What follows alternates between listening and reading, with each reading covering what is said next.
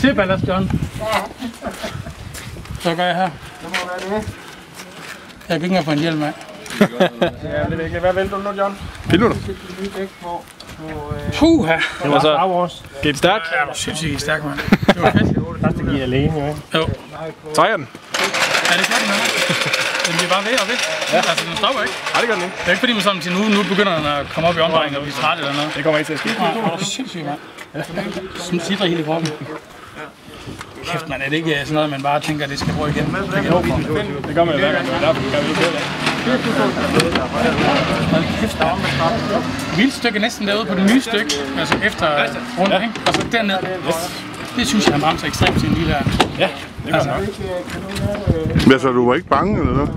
Jeg har jo prøvet noget før, så det var væsentligt hurtigere den her gang, ikke? Men nej, jeg er ikke bange. Jeg har kørt med John før også, og han er i sikre hænder. Man kan også godt se, at han så lige skulle vente sig til at have noget succesballast med, og så satte han om, altså hørte hurtigere og bremse senere for hver omgang han kørte.